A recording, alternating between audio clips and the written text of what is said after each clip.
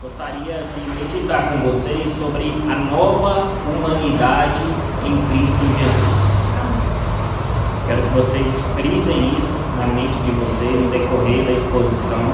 A nova humanidade em Cristo Jesus. Carta de Paulo aos Efésios, capítulo 2, versículo 1 ao 7. Carta do apóstolo Paulo aos Efésios, capítulo 2, versículo 1 ao 7. Todos encontraram? Amém. Ele vos deu vida, estando vós mortos nas vossas transgressões e pecados, nos quais andastes no passado, no caminho deste mundo, segundo o príncipe do poderio do ar, do espírito que agora age nos filhos da desobediência, entre os quais todos nós também antes andávamos, seguindo os desejos carnais, fazendo a vontade da carne e da mente, e éramos por natureza filhos da ira, assim como os demais. Mas Deus, que é rico em misericórdia, pelo imenso amor com que nos amou, estando nós ainda mortos em nossos pecados, deu-nos vida juntamente com Cristo. Pela graça sois salvos, e nos ressuscitou juntamente com Ele, e com Ele nos fez assentar nas regiões celestiais em Cristo Jesus, para mostrar nos séculos vindouros a suprema riqueza da sua graça, pela sua bondade para conosco em Cristo Jesus. Vamos orar? Senhor Deus e eterno Pai, em nome de Jesus estamos em Tua presença, Pai. Que o Senhor venha abençoar a exposição da Tua palavra. Fala no coração do seu povo, fala, Pai, em nossos corações, perdoa os nossos pecados, purifica a nossa mente e o nosso coração, Pai. Em nome de Jesus, nos conceda graça sobre graça, para que nós venhamos nos satisfazer continuamente no Senhor, Pai. O vaso é de barro, meu Deus, mas a excelência vem do Senhor. Usa-nos como instrumento em Tuas mãos, para a edificação do corpo do Seu Filho. Nós oramos, Pai, com perdão de nossos pecados, em nome de Jesus. Amém. Novamente, eu gostaria de meditar com vocês sobre a nova humanidade em Cristo Jesus. O apóstolo Paulo, escrevendo essa carta aos Efésios, ele estava preso em Roma, estava muito próximo de ser decapitado por ordem do rei Nero. Ele escreve essa carta que é considerada como as epístolas das prisões, juntamente Efésios, Filipenses, Filemão e Colossenses. São as 4 epístolas da prisão. O apóstolo Paulo estava preso. Essa carta é considerada uma das pérolas do Evangelho, juntamente com Romanos. É uma carta extremamente doutrinária. O apóstolo Paulo trabalha praticamente todos os temas da fé cristã dessa carta. Essa carta é muito parecida com a carta do apóstolo Paulo aos Romanos. Ele fala nessa carta sobre a depravação do coração do homem. Ele fala da doutrina da eleição e da predestinação. E nós estudamos sobre a doutrina da predestinação no período da manhã na escola dominical. Então o apóstolo Paulo ele vai, parece que, subindo um grande monte e vai falando de temas centrais da fé cristã. O apóstolo Paulo ele tem uma forma muito peculiar de trabalhar nos seus escritos. Ele começa com a experiência, doutrina e prática. Ele coloca a experiência no devido lugar, coloca a doutrina no devido lugar e também a prática cristã. Não existe evangelho sem experiência com Deus, mas também não existe evangelho sem doutrina. O que nos baliza, o que nos coloca como cristãos é justamente a ressurreição dos mortos. A nossa doutrina é de suma importância para balizar nossa fé cristã, porque se não houvesse, por exemplo, a ressurreição dos mortos em Cristo Jesus, não haveria cristianismo, não haveria evangelho. Tudo desmoronaria como um castelo de cartas. Mas o nosso Senhor ressuscitou dos mortos. O apóstolo Pedro disse que nossas mãos apalparam o verbo da vida, que é Jesus Cristo. Então nós temos essa fidedignidade em relação às Sagradas Escrituras para acreditar naquilo que nós acreditamos. O apóstolo Paulo começa dizendo: Ele vos deu vida, estando vós mortos nas vossas transgressões e pecados. Efésios capítulo 2, versículo 1. Ele nos deu vida enquanto nós estávamos mortos nas vossas transgressões e pecado. Quando nós estávamos mortos em nossas transgressões e pecado? Quando Adão pecou, todos nós pecamos. Quando Adão caiu, todos nós caímos em Adão. Quando Adão transgrediu o mandamento do Senhor, todos nós transgredimos o mesmo mandamento.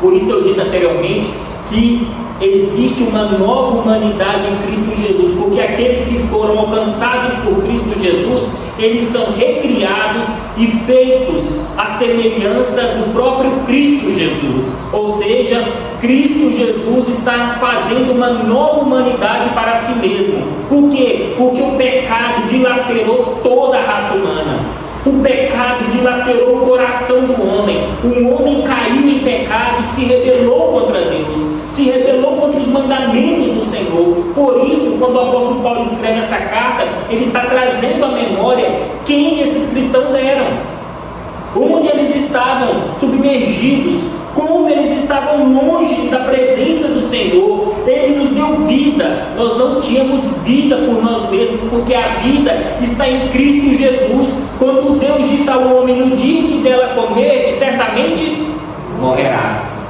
E o homem morreu na presença de Deus, morreu para o verdadeiro amor, morreu para aquilo que verdadeiramente importa. Por isso o homem, quando ele está morto em delitos e pecados, ele não pode se voltar para Deus, porque ele está morto. E assim éramos nós, mortos em nossas transgressões, distantes da presença de Deus, envoltos em pecado, envoltos em luxúria, envoltos naquilo que desagradava ao Senhor.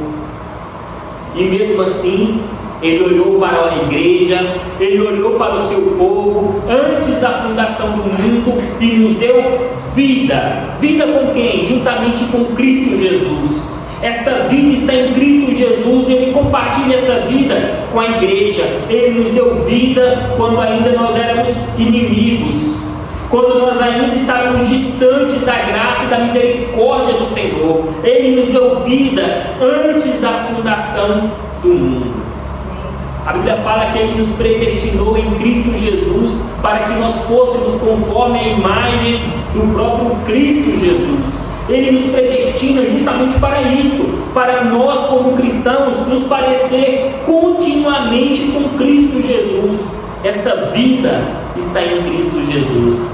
Por isso a humanidade, ela anda tateando em trevas, procurando continuamente o paraíso. O homem continuamente está atrás desse paraíso, porque Deus colocou a eternidade no coração do homem, e o homem continuamente procura por essa vida de paz, de longevidade, de felicidade, mas eles não podem encontrar essa paz. Por que, Júlio César? Eles não podem encontrar essa paz porque os homens carecem, necessitam de vida, e a vida está em Cristo Jesus, nosso Senhor, e Ele compartilha essa vida com a igreja. Ele deu vida para a igreja.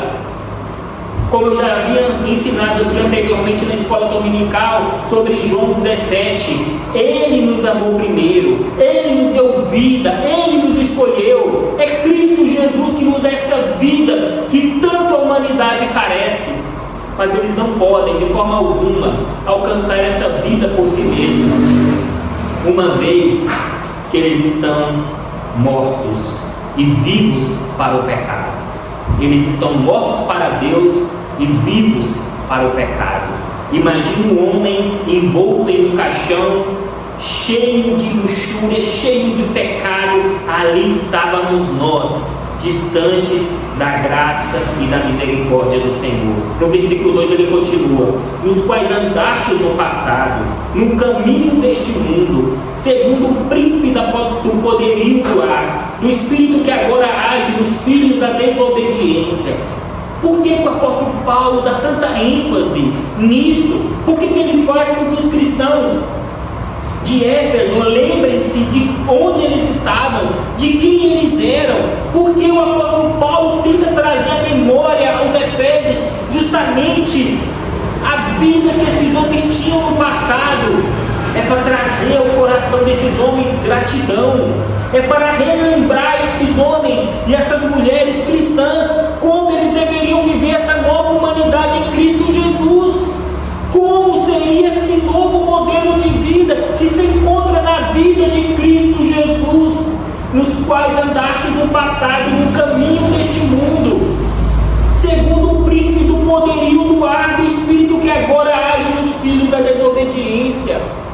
existe uma outra humanidade, que é a humanidade que ainda está em Adão. É a humanidade que tem Adão como representante federal. É a humanidade que tem como príncipe do poderio do ar, ou seja, o próprio Satanás, o próprio demônio, o próprio Satanás é pai dos filhos da desobediência. E eles seguem o rumo desse mundo, eles seguem o modelo que esse mundo emprega, ou seja, morte, contenda, inveja e todo tipo de pecado. O homem envolto em pecado, seguindo o rumo desse mundo, o caminho deste mundo, ele não pode fazer outra coisa. Ele não pode ter um novo modelo de vida.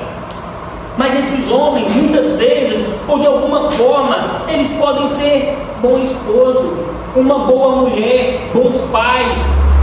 Esses homens de alguma forma podem exercer bondade, mas mesmo assim, se Cristo não dá vida a esses homens, eles estão mortos em delitos e pecados.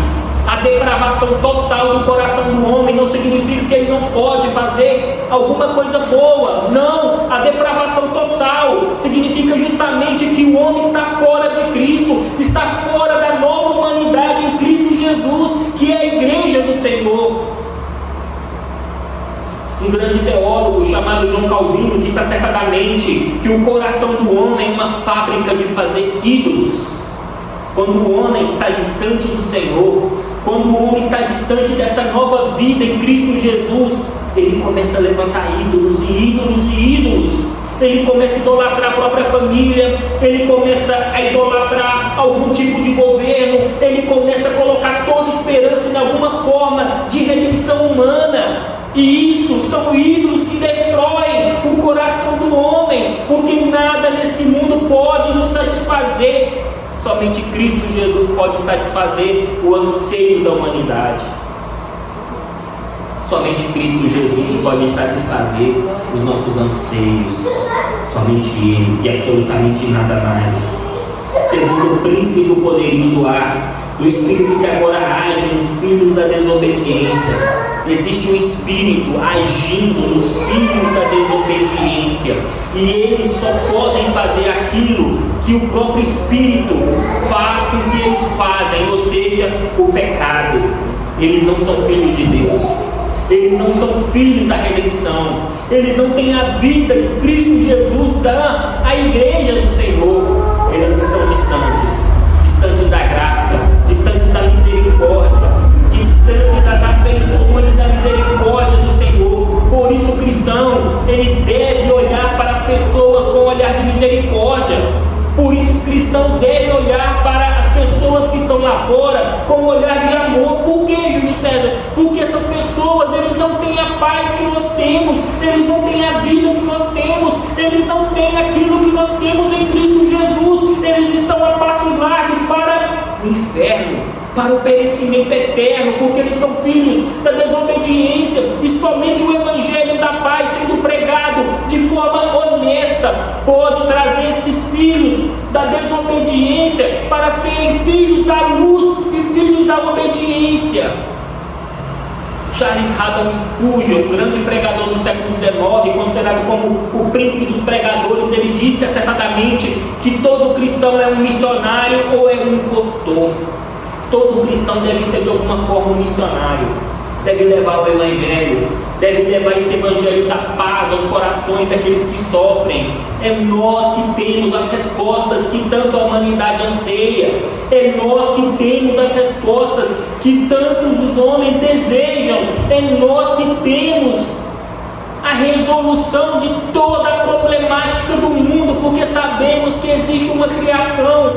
Deus criou todas as coisas a partir da tua palavra, e existiu uma queda, e essa queda efetuou no coração do homem de tal forma que o homem se tornou morto em delitos e pecados, mas houve também uma redenção em Cristo Jesus, e haverá consumação dos séculos naquele grande e glorioso dia, e só nós temos as respostas que a humanidade tanto anseia. Somente nós, somente a igreja do Senhor, nos quais andastes no passado, no caminho deste mundo. Antes nós andávamos lá, antes nós éramos filhos da desobediência. Antes nós andávamos no mesmo caminho deste mundo mau, sem propósito, sem sentido, mas Deus nos alcançou em Cristo Jesus. Não foi nós que alcançamos essa graça, não foi nós que alcançou essa misericórdia, não foi uma equilibração humana, absolutamente não. Foi Deus que nos resgatou por muito amor que Ele tem, pela tua glória e pela igreja. Nós somos o corpo de Cristo nessa terra. E João fala: Pai, que nenhum deles pereça, porque aquilo que o Senhor me deu é maior do que tudo, de forma nenhuma eu lançarei fora. Aquilo que o Deus Pai deu ao Filho é maior do que tudo, e de forma nenhuma será lançado fora. E porque nós, com tamanha doutrina diante de nossos olhos, porque nós, com tamanho evangelho da paz diante de nossos olhos, não temos uma vida que agrada ao Senhor, uma vida de regozijo santo e de alegria na esperança da redenção eterna. Versículo 3: entre os quais todos nós também antes andávamos, segundo os desejos carnais, fazendo a vontade da carne e da mente, e éramos por natureza filhos da ira, assim como também os demais. Carne aqui no grego é pronema sarx, ou seja, a carne do pecado. Não é a matéria em si, é o pecado que efetiva na carne. Pronema sarx, o poder do pecado na carne da humanidade, o poder que efetiva no homem esse desejo de viver somente satisfazendo a vontade da carne e dos pensamentos. Eles não podem fazer outra coisa, eles não podem agir de forma diferente. Por que, Júlio César? Porque a modalidade de vida deles é justamente essa. É a mesma coisa que você pedir a um animal de viver como um ser humano. É totalmente impossível. É totalmente impossível. Um camaleão mudando a cor, ele não deixa de ser camaleão. Ninguém está acordado para mim? Um camaleão mudando a sua cor, ele não deixa de ser camaleão. O homem andando em trajes granfinos, falando bem, com uma boa educação, com uma boa inteligência, com um doutorado, ele não deixa de estar morto em delitos e pecados. Por que, Júlio César? Porque ele é filho da ira, como também os demais. Filhos da ira. Imagina a ira do Todo-Poderoso.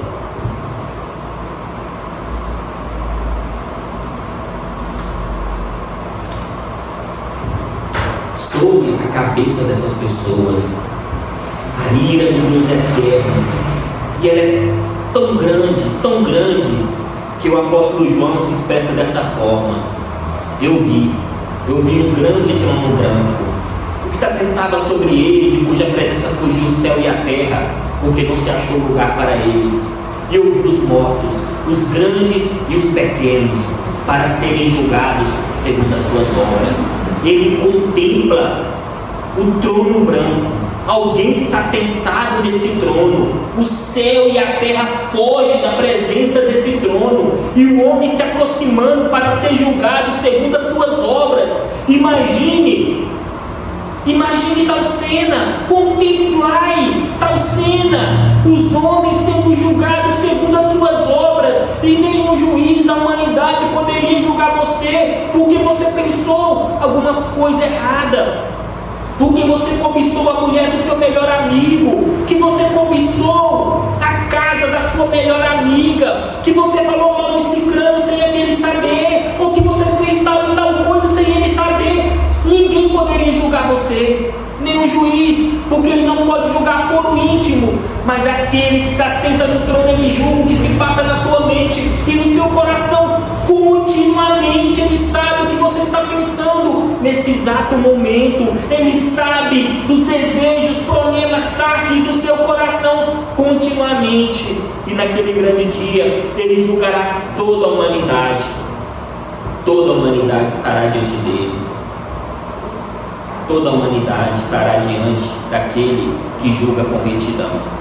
Naquele grande dia, aquele blasfemo, aquele que ultrajou o evangelho da paz estará diante do Deus eterno e será julgado segundo as suas obras, entre os quais todos nós também antes andávamos. Nós também estávamos lá, nós também éramos filhos da ira, seguindo os desejos carnais, pronema sarques, fazendo a vontade da carne e da mente. A carne e a mente estão alinhadas para satisfazer os desejos do pecado. A carne e a mente sendo embotadas pelo pecado. Paulo, escrevendo aos Romanos, ele fala: a mente posta na carne é inimiga de Deus. Não tem como divorciar isso. Não tem como divorciar a mente e a carne, porque as duas estão ligadas pelo pecado. Quando a nova humanidade de Cristo Jesus não chega nesse homem, a mente e a carne estão embotadas pelo pecado. Por isso o ser humano não consegue racionalizar direito. Por isso o ser humano não consegue ter uma visão abrangente do mundo. Por isso a pessoa que não é cristã não consegue enxergar a realidade espiritual. Por quê? Porque a mente posta na carne é inimiga de Deus. Por isso o ser humano, quando está morto em delitos e pecados, ele não consegue enxergar que existe um âmbito espiritual na matéria. E ele só consegue ver lógica, ele só consegue ver raciocínios lógicos, e com isso ele pensa que não existe uma vida espiritual além desse mundo, e ele anda com a mente posta na carne, satisfazendo a vontade da carne, os pensamentos continuamente, e por isso ele se tornou filho da ira de Deus, e ele não pode sair disso por si mesmo. Ele não tem um antídoto, ele não tem a cura de forma alguma.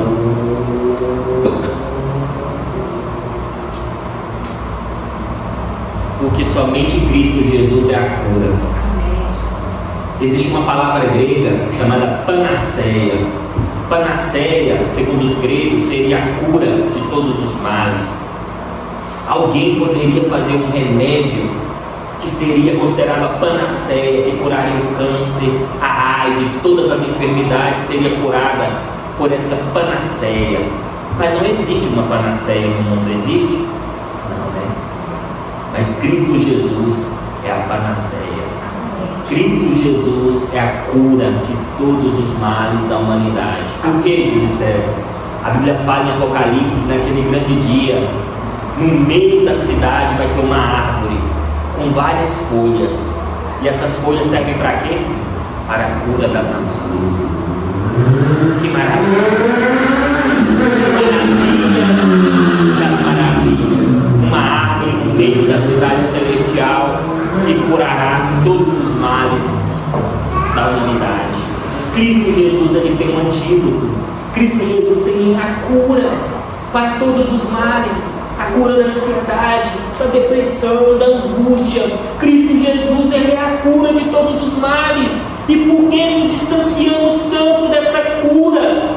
Por que estamos tão longe dessa panaceia?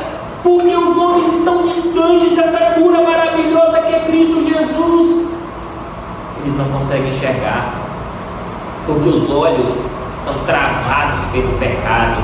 Existe uma tampa que faz com que essas pessoas não enxerguem a verdadeira vida que é Cristo Jesus, por conta dos efeitos do pecado agindo na humanidade.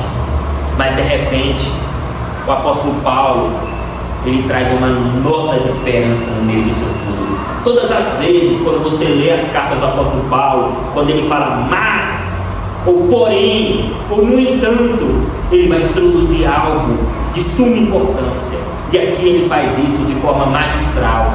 Ele começa trazendo os efeitos do pecado no coração do homem. Isso é tão mórbido, é tão dolorido, que descrever isso dói. Dói. Você vê o que o pecado fez no coração do homem. Você é filho da ira, você não tinha vida, você estava morto em pecados. Mas de repente, ele coloca essa nota. E ele fala no versículo 4: mas Deus, que é rico em misericórdia, pelo imenso amor com que nos amou. Foi Deus que nos amou. Foi Deus que nos amou primeiro. Mas Deus, aleluia, mas Deus, que é rico em misericórdia, pelo imenso amor com que nos amou. Quem Ele amou dessa forma? Essas pessoas que Ele descreveu anteriormente.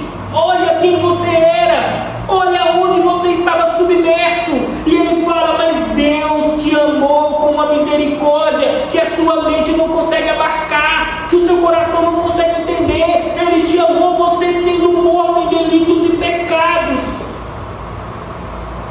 com imenso amor com que nos amou. Sua esposa nunca poderá amar você dessa forma. Seu pai provavelmente daria a vida por você, mas ele não pode te amar dessa forma. Ninguém na humanidade poderia te amar dessa forma, mas Deus nos amou. Ainda éramos inimigos, ainda éramos filhos da desobediência, ainda estávamos distantes do Senhor, mas Deus nos viu envolto em nosso sangue e nos atraiu com cordas de amor, como Jeremias se expressou muito bem. Envoltos em sangue, envoltos em pecados, Ele nos atrai com cordas de amor, com cordas de misericórdia, e nos traz para si mesmo. Ou como o apóstolo Paulo fala em outra carta, dizendo, vocês eram trevas, mas agora vocês são luz do Senhor. Ele nos transportou das trevas para a luz, Ele nos transportou do reino das trevas para o reino desse imenso amor que Cristo Jesus nos deu. Essa é a nova identidade de todo cristão, que verdadeiramente nasceu de novo. Então só existem essas duas humanidades: a humanidade que está em Adão, em pecado, em rebelião, e é filho da ira, ou a humanidade que está em Cristo Jesus, porque recebeu esse imenso amor, imensa misericórdia, de tal forma que o apóstolo Paulo, falando aos romanos, ele fala que quem poderia subir ao céu, descer a mais profundeza da terra e abarcar o tamanho do amor de Deus para conosco? É uma pergunta retórica, a resposta é ninguém. Ninguém poderia abarcar esse amor, ninguém poderia entender o tamanho desse amor para conosco, de tal forma que nos fez em Cristo Jesus, co-herdeiros da divina misericórdia de Cristo Jesus. Em Coríntios, o apóstolo Paulo fala, por que vocês estão discutindo? Por que vocês estão falando se é Paulo, se é Apolo, se é Cristo? Tudo é de vocês, o reino é de vocês. Mateus falou, pequenino rebanho, o mundo pertence a vocês, o reino é de vocês. Deus nos deu tudo em Cristo Jesus, tudo o que necessitamos para a misericórdia, para a graça e para uma vida digna. Nós temos por meio desse imenso amor com que Ele nos amou. Por isso, em outra carta, o apóstolo Paulo, mesmo preso, acorrentado em 4 soldados, ele pode dizer acertadamente: regozijai-vos, regozijai-vos sempre no Senhor. Outra vez digo, regozijai-vos, alegrai-vos, porque essa nova humanidade você já tem em Cristo Jesus. E ninguém, absolutamente ninguém, pode arrancá-la das mãos do nosso Senhor. Ninguém. Ninguém pode tirar um cordeirinho da mão de Cristo Jesus. Nenhum pequenino sequer pode ser arrancado daquele leão que ruge nesse mundo. O leão da tribo de Judá. O leão que não pode ser domesticado. Ninguém pode ser arrancado dele. Por isso o apóstolo Paulo fala: quem nos separará do amor de Deus? Será fome, peste, angústia, espada? E a resposta é: nada nos separará desse amor de Deus que está em Cristo Jesus. Não é o seu amor para com Ele, não é suas obras boas para com Ele, é nada em relação àquilo que você tenha ou pensa ter que vai fazer com que Deus te ame mais ou menos. Ele já te amou antes da fundação do mundo, meu irmão. Antes dos tempos eternos, Ele olhou para Maria, para o João, para todos nós, igreja, e nos amou com amor eterno. Ele continua trazendo a memória novamente de nosso estado anterior. Estando nós ainda mortos em nossos pecados, deu-nos vida juntamente com Cristo. Pela graça sois salvos. Pela graça sois salvos, mediante a fé. Isso não vem de vós, não vem de vós, é dom de Deus, não de obras, para que ninguém se glorie. É graça sobre graça, é misericórdia sobre misericórdia, é amor sobre amor, é tudo aquilo que Ele nos oferece em Cristo Jesus. Pela graça sois salvos, mediante a fé. Vocês estavam mortos em vossas ofensas, em vossos pecados, mas Ele deu uma nova humanidade a vocês em Cristo Jesus. Por Cristo Jesus vocês têm vida, mas não é porque vocês são bondosos, misericordiosos, não, é pela graça, é favor imerecido. É como Ele fala a Abraão e ao povo de Israel: eu não vos escolhi porque vocês eram uma grande nação, um grande povo. Eu não os escolhi porque vocês eram um povo obediente, muito pelo contrário, vocês foram rebeldes e contradizentes o tempo todo. O tempo todo vocês levantavam ídolos. Eu vos escolhi por amor à minha glória, por amor à glória dele. Isso é graça, isso é misericórdia. Por amor à glória dele, Ele nos escolheu. Versículo 6: e nos ressuscitou juntamente com Ele, e com Ele nos fez assentar nas regiões celestiais em Cristo Jesus. Onde nós estamos, meus amados irmãos? Aonde você está sentado? Nas regiões celestiais em Cristo Jesus. Outra hora nós estávamos mortos, mas agora Ele nos ressuscitou. Juntamente com quem? Juntamente com Cristo, que é a primícia daqueles que dormem. Ele nos deu vida, Ele nos ressuscitou. Tudo que aconteceu com Cristo aconteceu conosco. Igreja do Senhor, nós estávamos naquela cruz com Cristo Jesus, e nós ressuscitamos com Cristo Jesus. Ele é nosso representante, e nos ressuscitou juntamente com Ele. E com Ele nos fez assentar nas regiões celestiais em Cristo Jesus. Nós estamos em uma posição de assentar nas regiões celestiais em Cristo Jesus. E Paulo, escrevendo aos Coríntios, ele fala que naquele grande dia nós vamos julgar o mundo, vamos julgar os anjos, estaremos ao lado do Cordeiro de Deus, julgando toda a humanidade. Por quê? Porque somos filhos de Deus, o povo eleito de Deus, aqueles que foram predestinados segundo a soberana vontade do nosso Senhor. Ele reina para todos sempre. E o que Ele vai fazer, Júlio César, naquele grande dia? O que Ele vai fazer naquele grande dia, depois dessa ressurreição dos mortos? Versículo 7: para mostrar nos séculos vindouros a suprema riqueza da sua graça, pela sua bondade para conosco em Cristo Jesus. Naquele grande dia, quando os céus e a terra passarem, quando todos forem julgados, Ele vai demonstrar a igreja do Senhor. Olha, o Joãozinho, que era um beberrão, agora eu purifiquei. Olha a Maria, que costumava fazer ídolos no coração, eu a purifiquei. Olha a igreja do Senhor, sem ruga, sem mancha, ou sem mácula, ou coisa semelhante. Todos os anjos inspecionando a igreja e perguntando: Senhor, cadê o pecado desse povo? Não existe mais. Cadê os ídolos que esse povo levantou? Não existe mais. Eu purifiquei o meu povo. Ele vai apresentar a igreja para si mesmo, porque Ele comprou a igreja. Não vai ninguém levar a igreja, não. Ele mesmo vai apresentar para si mesmo uma igreja gloriosa, sem mancha, sem ruga ou coisa semelhante.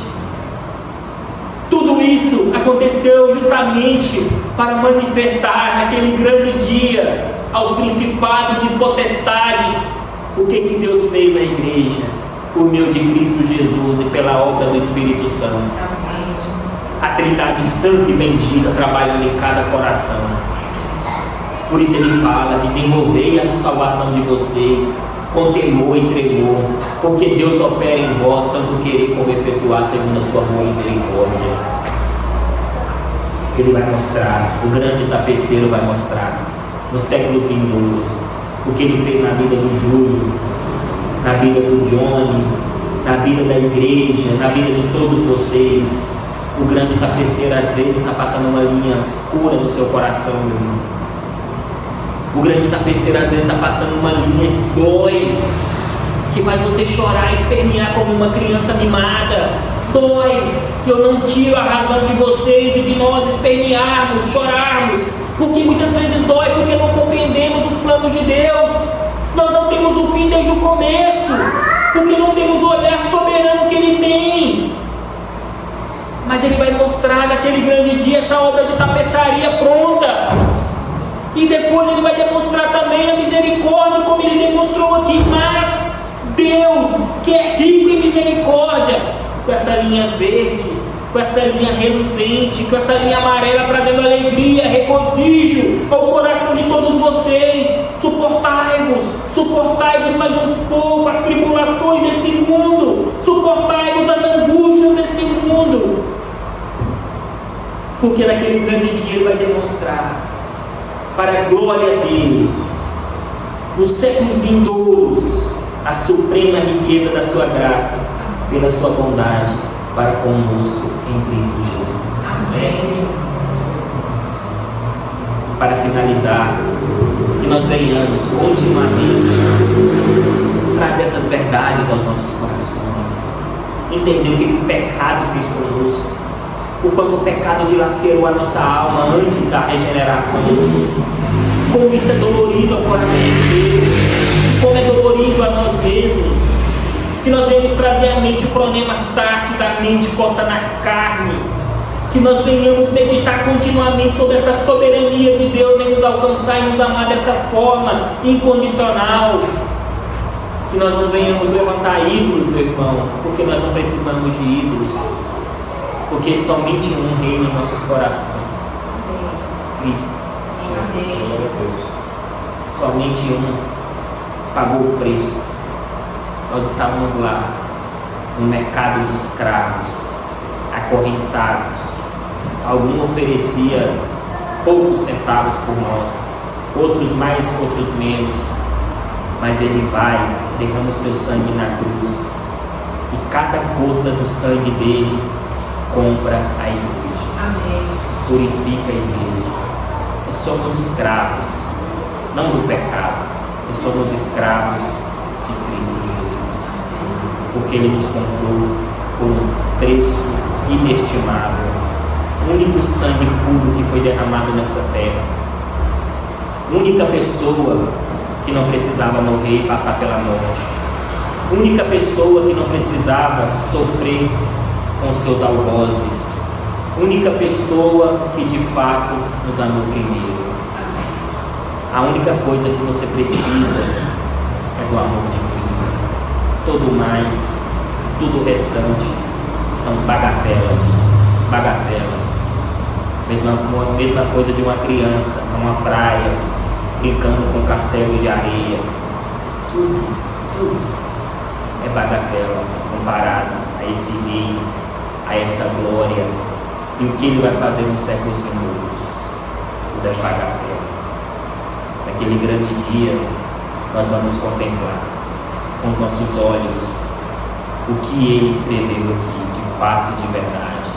E naquele grande dia nós vamos saltar como cordeiros, como gazelas de alegria, de regozijo, na presença daquele que tanto nos amou. E Ele vai dizer: vinde, benditos do meu Pai. Amém. Tomai posse do reino que foi preparado para vocês antes da fundação.